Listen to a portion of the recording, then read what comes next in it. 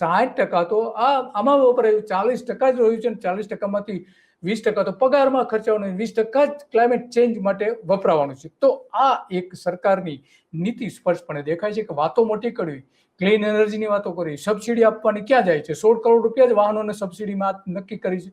Green energy માટે માત્ર 16 કરોડ રૂપિયા, માત્ર 16 અને 70 જેટલી સંસ્થાઓ બાયોગેસ પ્લાન્ટ બનાવવા, માત્ર 70 સંસ્થાઓને 12 કરોડ રૂપિયા આપશે.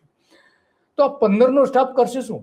એના માટે 2 કરોડ રૂપિયા તો પગાર ત્યાં જતો રહેવાનો છે. ગૃહ વિભાગ, આપણો ગુજરાતનો વિભાગ, ગૃહ વિભાગ છે, પોલીસ ડિપાર્ટમેન્ટ આપણે જેને કહીએ છીએ, એમાં 2 લાખ કર્મચારીઓ છે અને આમની પાસે માત્ર 15. તો કયા મોઢે તમે વાત કરી રહ્યા છો ગ્રીન એનર્જીની? સાંભળીએ મોદી સાહેબ આગળ શું કહી રહ્યા છે.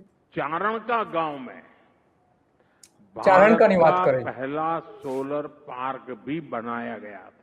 તો હવે અત્યારે તો એ સોલર પાર્ક તો ભારતનો પહેલો જે બનાવ્યો હતો, પણ અત્યારે તો એનું અસ્તિત્વ જોખમમાં આવી ગયું છે, કારણ કે મોટી ગુજરાતની 2 મોટી કંપનીઓ જે છે એ આ 156 ગીગાવોટ વીજળી પેદા કરવા, એટલે કે ગુજરાત અત્યારે જેટલી વીજળી પેદા થઈ રહી છે અત્યારના સંજોગોમાં, એનાથી 3 ગણી વીજળી આ 2 કંપનીઓ કરવાની છે. 2 મોટી કંપની, જાણીતી કંપની, એ 3 ગણી વીજળી ત્યાં, 3 થી 4 ગણી વીજળી ત્યાં પેદા કરવાની છે. તો ચારણકા તો એક બાજુ ફેંકાઈ ગયું.